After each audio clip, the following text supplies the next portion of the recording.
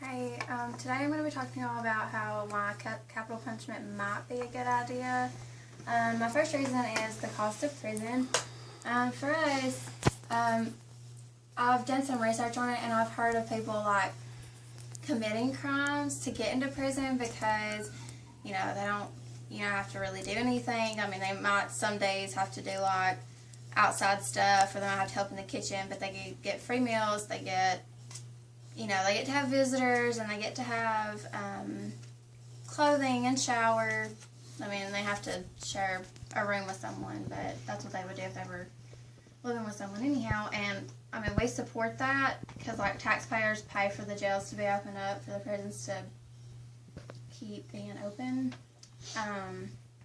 And for the cost of living, like, for someone, the cost of living just in the world is a chunk of change, and the cost of living in prison for what they get, like necessities, it's more to keep them alive than it is just for capital punishment. So that's one reason that it might be a good idea.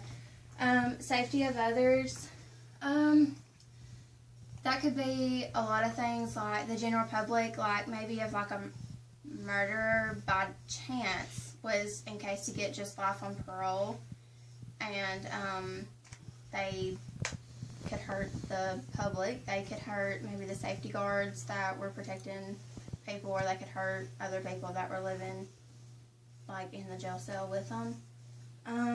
My third reason would be appropriate punishment or vengeance.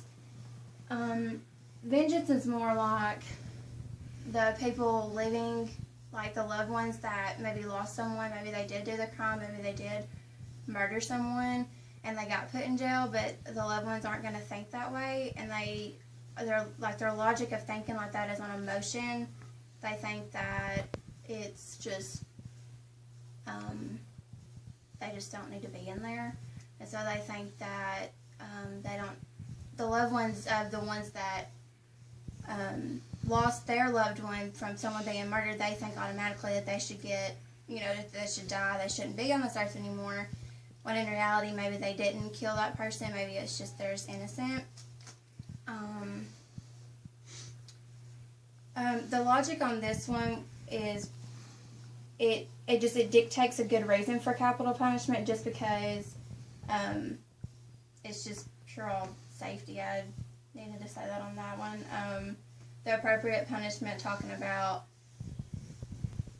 death sentence, that goes back with the logic of the family members thinking that it is the appropriate punishment, that it's like it's called eye for eye justice. It's where the crime committed should be just as equal as what they get in prison.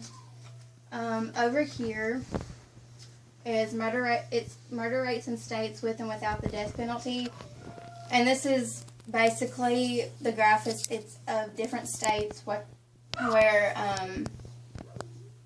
it's a graph of what's saying with and without the death penalty, and it's saying deter means discourage from doing something, and this is saying that there's no scientific proof that nations with capital punishment have a lower rate of crime.